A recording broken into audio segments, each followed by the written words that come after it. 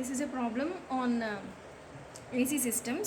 So this is a problem which is based on the summer air conditioning system, because the outside conditions is outside condition temperature is more when compared to the inside temperature conditions.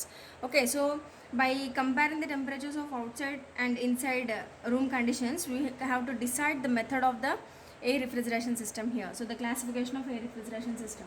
So here in this AC systems, this 30 degrees centigrade is more when compared to 23 degrees centigrade. So that's why, so here the outside conditions air temperature is more when compared to the desired inside conditions. So that's why this is a summer AC system problem. So the problem is a restaurant with a capacity of 100 persons is to be air conditioned with the following conditions.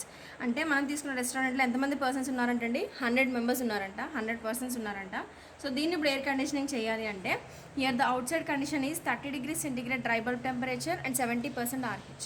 And the desired conditions are main desired inside conditions. అంటే రూమ్లో ఎంత temperature expect చేస్తున్నారంటే 23 degrees centigrade dry bulb temperature and 55% RH.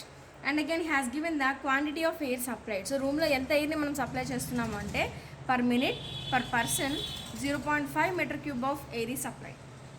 So ఒక పర్సన్కి ఒక నిమిషానికి 0.5 meter cube of ఎయిర్ని మన రూమ్లో సప్లై చేస్తున్నామంట.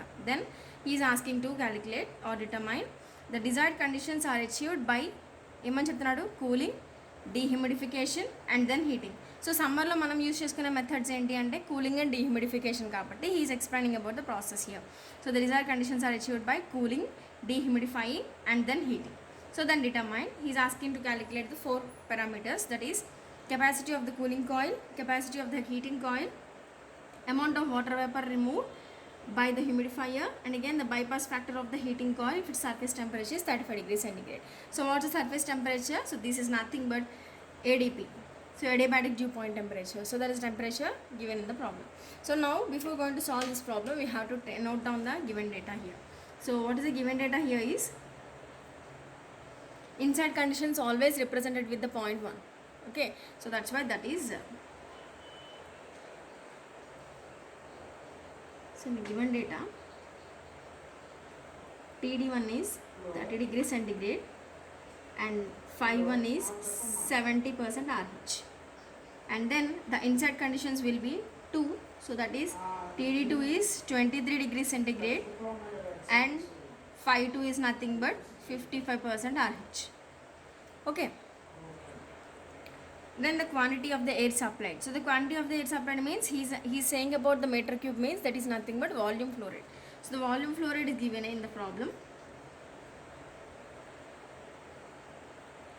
సో దట్ ఈస్ 0.5 అండి. సో అది ఎంతమందికి 100 పర్సన్స్కి వేసుకోవాలి. సో అది పర్ పర్సన్ 0.5 వేసాడు కాబట్టి, so multiply the value 100 to this one. So then it will be 50 meter cube per minute. So this is a inlet conditions కాబట్టి దీన్ని మనం V1 అని చెప్తాం. This is V1. So this is the given data what we have. So ఇప్పుడు మనం ఈ పాయింట్స్ని తీసుకెళ్ళి సైక్రోమెట్రీ చార్ట్ మీద నోట్ చేసుకోవాలి. సో సైక్రోమెట్రీ చార్ట్లో వేయడం చెప్తాను, ముందు మనం ఇక్కడ డయాగ్రామ్ డ్రా చేసుకుందాం. Okay, this the psychrometry chart given. అయితే మనకి ప్రాబ్లంలో ప్రాసెస్ ఇచ్చాడండి. ఫస్ట్ ఏం జరుగుతుందంట, ఫస్ట్ కూలింగ్ జరుగుతుంది, తర్వాత డీహ్యూమిడిఫికేషన్ జరుగుతుంది, తర్వాత హీటింగ్ జరుగుతుంది. అంటే ఇక్కడ మనం తీసుకునే ప్రాసెస్ ఏంటి, these are the process given. So cooling అనేసరికి మనం ఇక్కడ for example if you are representing the process 1 to 2 and the dehumidification is 2 to 3 and heating is 3 to 4. అంటే ఇప్పుడు మనం ప్రాసెస్ ఎక్కడి నుంచి ఎక్కడ తీసుకోవాలి, 1 నుంచి 4కి తీసుకోవాలి. So 1 is the inside condition and 4 is the outside condition. కాబట్టి ఇక్కడ నుంచి మీరు నేర్చుకునే ప్రతి ప్రాబ్లంలోనూ 1 ఇన్లెట్ కండిషన్ అని 2 అవుట్లెట్ కండిషన్ అని తీసుకోవద్దు.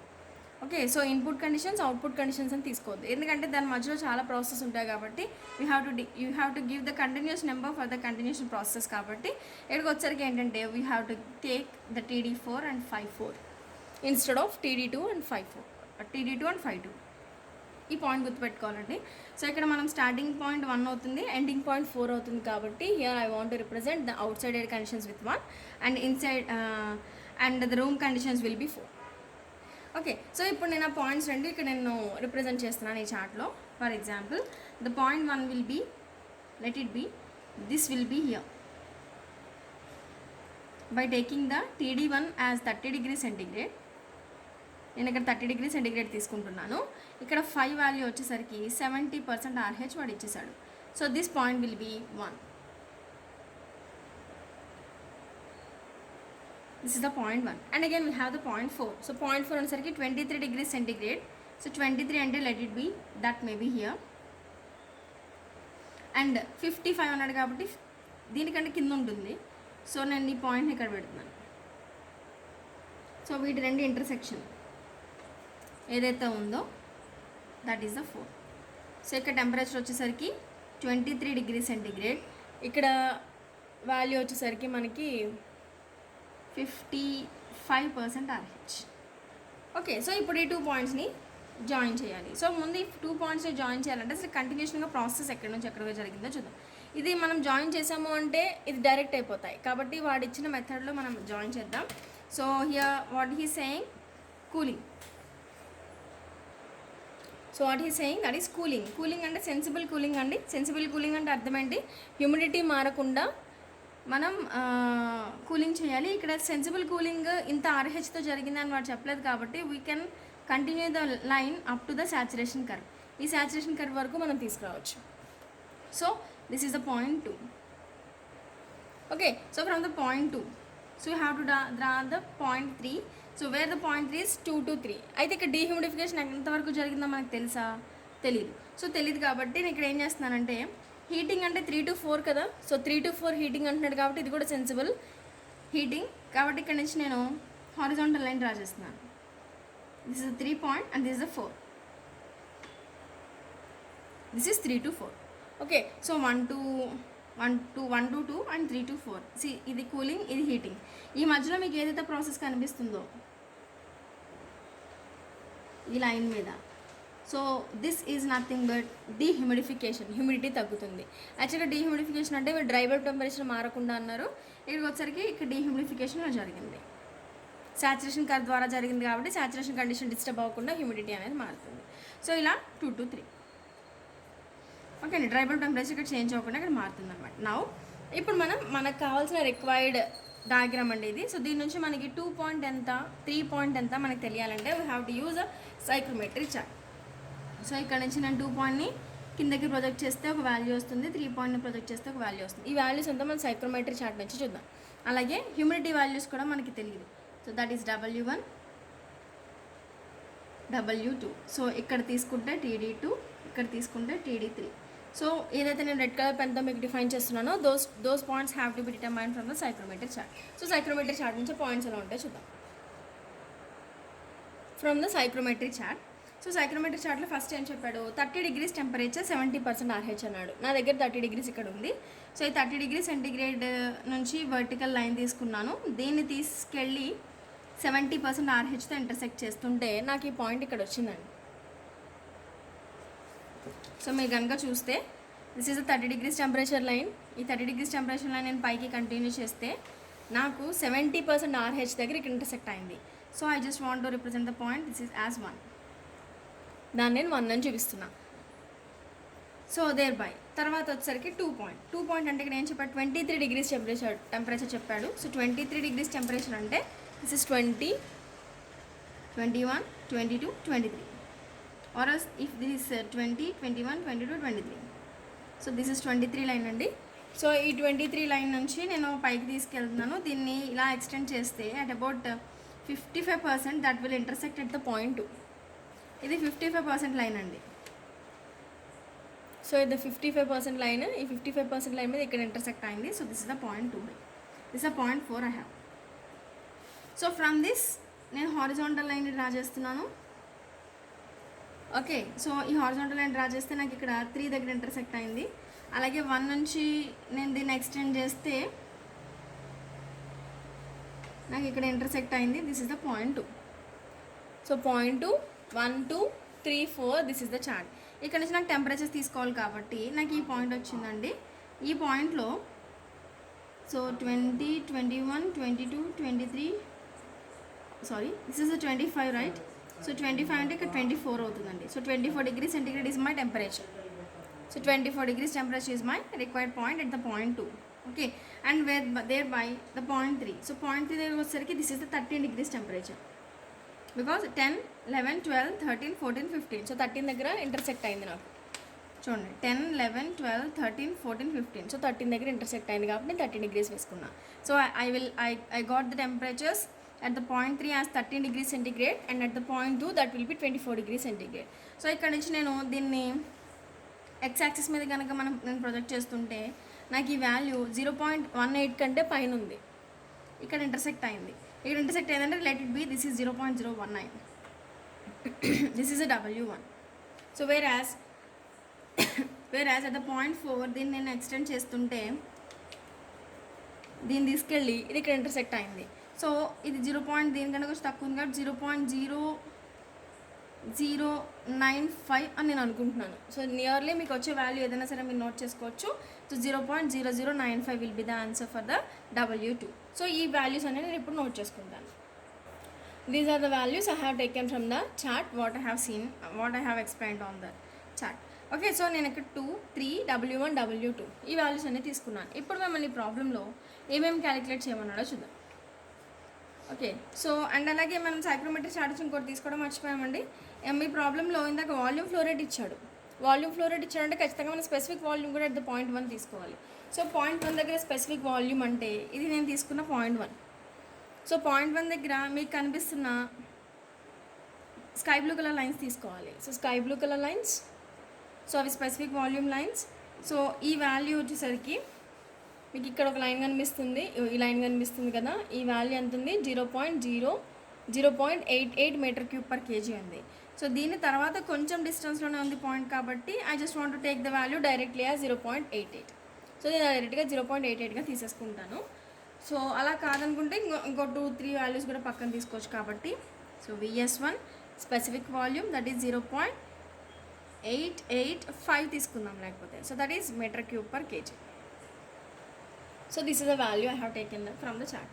సో ఇప్పుడు దీన్ని యూజ్ చేసుకొని మిమ్మల్ని అసలు ప్రాబ్లంలో ఏమేమి అడిగాడు, ఏం క్యాలిక్యులేట్ చేయాలో చూద్దాం.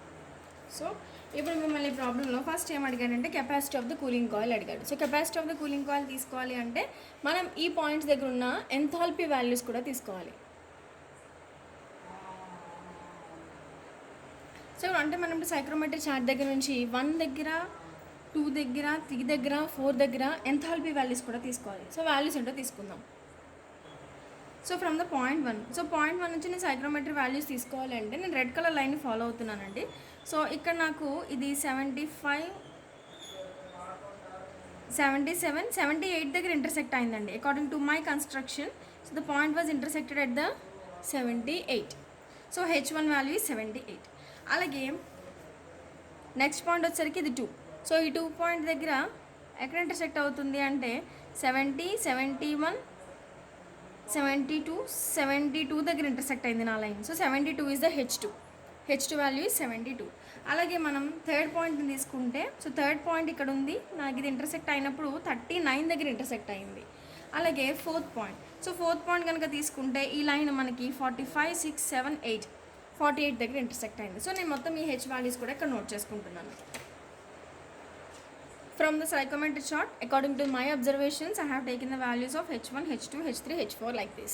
Okay, so ఇప్పుడు నేను ఈ వాల్యూస్ యూస్ చేసుకొని ప్రాబ్లమ్ సాల్వ్ చేయాలి కాబట్టి సో ఈ ప్రాబ్లంలో ఫస్ట్ మనం తీసుకోవాల్సింది, ఫస్ట్ క్యాలిక్యులేట్ చేయమనేది ఏంటంటే వాడు capacity of the cooling coil.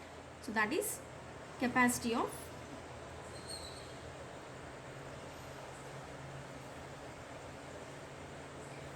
The cooling coil. So capacity of the cooling coil calculate చేయాలంటే ఇక్కడ మనం ఈ చార్ట్ నుంచి మనం కన్స్ట్రక్ట్ చేసుకున్నాం అనుకోండి, ఎంథాల్పీ స్కేల్ మీద ప్రొజెక్ట్ చేస్తున్నాను నేను. So this is H1, H2, H4 and this is H3. So ఈ చార్ట్ మీద 1, 2, 4, 3, 4. సో ఈ లైన్స్ నేను ఎక్స్టెండ్ చేస్తున్నాను, మీ అందరికీ ఐడియా ఉంది కదండి. So this is 1 to 2 cooling, 3 to 4 heating, 2 to 3 humidifying. So వాడు మిమ్మల్ని ప్రాబ్లంలో ఏమేమి అడిగాడు చూడండి. Capacity of the cooling coil అంటే కూలింగ్ కాయిల్ కెపాసిటీ అడుగుతున్నాడంటే 1 నుంచి 2కి ఎంథాల్పీ చేంజ్ తెలియాలి. అలాగే హీటింగ్ కాయిల్ అడుగుతున్నాడంటే హీటింగ్ కాయిల్కి మనం 3 to 4కి తెలియాలి. సో అలాగే next amount of water removed by the humidifier అన్నాడంటే వాటర్ ఎక్కడి నుంచి ఎక్కడికి రిమూవ్ చేస్తున్నాము అంటే 2 నుంచి 3కి రిమూవ్ చేస్తున్నాం. ఎంత రిమూవ్ చేస్తున్నాం అంటే W1 నుంచి W2కి రిమూవ్ చేస్తున్నాం. అది తీసుకుందాం. నెక్స్ట్ బైపాస్ ఫ్యాక్టర్ క్యాలిక్యులేట్ చేయమన్నాడు. సో బైపాస్ ఫ్యాక్టర్ క్యాలిక్యులేట్ చేయడానికి we have to take another consideration. So that is the surface temperature is at about 35 degrees temperature అన్నాడు. సో 35 degrees టెంపరేచర్ అంటే ఇక్కడికి నేను ఒక టెంపరేచర్ తీసుకుంటున్నాను. So that is 35 degrees temperature. So నేను ఇక్కడ ఈ పాయింట్ని కాసేపు 5 అనుకుంటున్నాను. సో దీని నుంచి దీనికి నేను ఒక లైన్ ఎక్స్టెండ్ చేస్తున్నాను. ఎందుకంటే బైపాస్ ఫ్యాక్టర్ క్యాలిక్యులేట్ చేయడానికి. బైపాస్ ఫ్యాక్టర్ క్యాలిక్యులేట్ చేస్తున్నప్పుడు మనకి ఇవి యూజ్ అవుతాయండి. సో ADP -4/ADP -3 అని ఫార్ములా వేసుకుంటాం. అక్కడ మనకి టెంపరేచర్ అవసరం అవుతుంది. కాబట్టి టెంపరేచర్ కూడా మనం ఈ డయాగ్రామ్లో కన్స్ట్రక్ట్ చేసుకోవాలి. Now so first capacity of the cooling coil తీసుకున్నాం అనుకో, అంటే ఇప్పుడు H1 - H2 వేస్తాం. మరి మాస్ తీసుకోవాలా అంటే ఖచ్చితంగా తీసుకోవాలి. ఎందుకంటే మీ ప్రాబ్లంలో వాల్యూమ్ ఫ్లో రేట్ ఇచ్చాడు. వాల్యూమ్ ఫ్లో రేట్ కనుక మీ ప్రాబ్లంలో ఇవ్వకపోతే then there is no need to calculate the mass. So నేను ఇప్పుడు ఫస్ట్ ఇది క్యాలిక్యులేట్ చేయాలంటే మాస్ తీసుకోవాలి. So mass is equal to volume flow rate by specific volume. So volume flow rate మీ ప్రాబ్లంలో 50 అన్నాడు. అంటే నెక్స్ట్ అలాగే VS1 ఇందాక మనం 0.885 తీసుకున్నాం. సో రెండింటిని మనం సాల్వ్ చేస్తే మనకు వచ్చే mass 56.5 kg/min. So 56.5 kg/min mass of air is supplied to the system. So therefore capacity of the cooling coil. So capacity of the cooling coil formula MA into H1 minus H2. So MA value ఎంత వచ్చింది? 56.5 వచ్చింది. So ఇక్కడ 56.5 డైరెక్ట్గా వేసేసుకోవచ్చా అంటే వేసేసుకోవచ్చు. వేసుకున్నప్పుడు మనకు వచ్చే value kilo joule per minute వస్తుంది కాబట్టి నేను వేసుకుంటున్నాను. So H1 value. సో ఇప్పుడే H1 వాల్యూ H2 వాల్యూ తీసుకున్నాం. H1 value 78, H2 value 72. So 78 - 72. Okay. So నేను ఈ వాల్యూస్ డైరెక్ట్గా సబ్స్టిట్యూట్ చేసేస్తున్నాను. ఓకే. సో ఇక్కడ కూలింగ్ అనేది 0.1 నుంచి 3 వరకు కూడా జరిగిందండి. కాబట్టి 1 - 3 తీసుకోవాలి ఇన్స్టెడ్ ఆఫ్ 1 - 2. కాబట్టి నేను 1 - 3 తీసుకుంటున్నాను. H3 వాల్యూ నాకేమో 39 వచ్చింది. So 56.5 into 39 nearly 39. సో నియర్గా నాకు వచ్చే వాల్యూ ఇక్కడ ఎంత వస్తుందంటే 2300 kJ/min వస్తుంది. సో దీన్ని నేను kJ/s మార్చుకోవాలంటే by 60 చేసుకోవాలి. కాబట్టి నాకు వచ్చే వాల్యూ ఇక్కడ ఎంత వస్తుందంటే 10.95 ton ఆఫ్ రిఫ్రిజరేషన్ వస్తుంది. I'm sorry. సో by 60 కాదు, by 2 ton వేసుకోవాలి. కాబట్టి ఎందుకంటే 1 kJ/min అంటే 2 ton 1/2 ton TR కదండి. సో కాబట్టి మనం ఈ వాల్యూని ఇక్కడ నేను వేసుకున్నాను. So like wise I'm going to substitute the value like this. Okay, this is the capacity of the cooling coil. And next వచ్చేసరికి ఏం అడిగాడు? Capacity of the heating coil అడిగాడు. So capacity of the heating coil వచ్చేసరికి మనం ఇది ఎలా calculate చేస్తాం? Same formula. So ఇది that is equal to MA into ఎక్కడి నుంచి ఎక్కడికి జరుగుతుంది హీటింగ్? 3 నుంచి 4 కదా జరుగుతుంది. కాబట్టి H3 మైనస్ H4. అంటే ఇక్కడ వాల్యూ H4 ఎక్కువగా ఉంటుందండి. కాబట్టి H4ని ముందు వేసుకున్నాను. H4 minus H3. So by substituting the values you will get the answer nearly at about 554 kJ/min. Okay, so this is the value for the capacity of the cooling coil, heating coil. And the third one is how much amount of water was removed by the dehumidifier.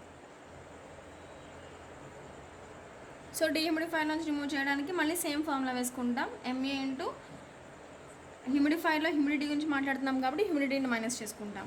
So ఇక్కడేమో 56.5 into what is W2 here? నాకు ఇందాక 0.0188 వచ్చింది minus 0.0095. So అలా నేను value substitute చేసుకుంటే నాకు వచ్చే value ఇక్కడ 0.525 kg/min వచ్చిందండి. సో మీరు వాల్యూస్ వస్తే చెక్ చేసుకోండి, నియర్గా వచ్చినా పర్వాలేదు. ఓకే, సో ఇది kJ/min, అవర్స్లో అడిగినా సెకండ్స్లో అడిగినా దాన్ని బట్టి మీరు వాల్యూస్ మార్చుకోవచ్చు. And fourth is the BPF.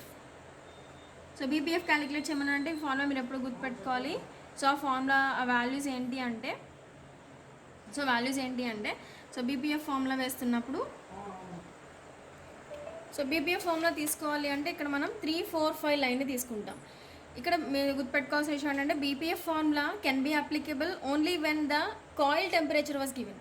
So coil temperature కానీ ఏడీపీ వాల్యూ కానీ, దీన్ని ఏడీపీ అని కూడా అంటారు, apparatus dew point temperature. So apparatus dew point temperature ఇచ్చినా లేకపోతే కాయిల్ టెంపరేచర్ ఇచ్చినా అలాంటప్పుడు మాత్రమే బీపీఎఫ్ వాల్యూని మనం క్యాలిక్యులేట్ చేయగలం. ఆర్ఎల్స్ బీపీఎఫ్ ఫార్ములాలో 3 టెంపరేచర్స్ ఉంటాయి. సో 3 టెంపరేచర్స్ ఉంటాయి. సో కాయిల్లోకి ఎంటర్ అవుతున్నది, కాయిల్ని లీవ్ చేసినది కాయిల్ టెంపరేచర్. సో కాయిల్ యొక్క inlet outlet temperatures and coil temperature. So ఇలా 3 టెంపరేచర్స్ ఉంటాయి. 3 టెంపరేచర్స్ని కన్సిడర్ చేసుకుంటేనే we can get the BPF value. ఇందులో ఏ ఒక్క టెంపరేచర్ అయినా సరే బీపీఎఫ్ వాల్యూ ఇచ్చినప్పుడు మనం క్యాలిక్యులేట్ చేయొచ్చు. సో ఎప్పుడైనా గుర్తుపెట్టుకోండి, ఫార్ములా హీటింగ్ కాయిల్కి కూలింగ్ కాయిల్కి డిఫరెంట్గా గుర్తుపెట్టుకుంటే మర్చిపోతారు. కాబట్టి ఇక్కడ ఏం చేస్తారంటే ఆల్వేస్ కాయిల్ మైనస్, కాయిల్కి దగ్గరగా ఏ టెంపరేచర్ ఉంటుందో అది, కాయిల్ -4 బై కాయిల్ -3. సో మీకు ఎప్పుడు చెప్పే ఫార్ములానే ఆల్వేస్ ద రేషియో వాల్యూలో డినామినేటర్ వాల్యూ ఎక్కువగా ఉండాలండి. సో డినామినేటర్ లెంత్ ఎక్కువగా ఉండాలంటే 5 to 3 distance is more. 5 to 3 ఈజ్ distance is more. So when compare to 5 to 4. So that's why 5 to 4 should be in the numerator when compare to the 5 to 3. So కాబట్టి ఇక్కడ నేను values ఎలా వేసుకుంటున్నాను చూడండి. So that is TD5 minus TD4 by TD5 minus TD3. So నేను ఈ temperatures అన్ని substitute చేస్తున్నాను. సో TD5 మనకి ప్రాబ్లంలో 35 ఇచ్చాడు, TD4 మనకి 13 అని తీసుకున్నాం, అలాగే TD5 13, TD4 మీ ప్రాబ్లంలో 30 అని ఇచ్చాడు. సో TD3 ఏమో 13 అని ఇచ్చాడు. ఏనా? సో రఫ్గా దీన్ని క్యాలిక్యులేట్ చేస్తే మీకు 0.5 వస్తుంది. అంటే there is a 50% of loss in the efficiency of the coil. కాయిల్లో 50% లాస్ ఉంది కాబట్టి అది 30 డిగ్రీల నుంచి 35 నుంచి 30కే కూల్ అయింది ఇన్స్టెడ్ ఆఫ్ 13. కాబట్టి ఇలా మనకి టెంపరేచర్ డిఫరెన్సెస్ కాయిల్ ఎఫిషియన్సీ వల్ల వస్తాయి. కాబట్టి బీపీ వాల్యూని క్యాలిక్యులేట్ చేస్తాం.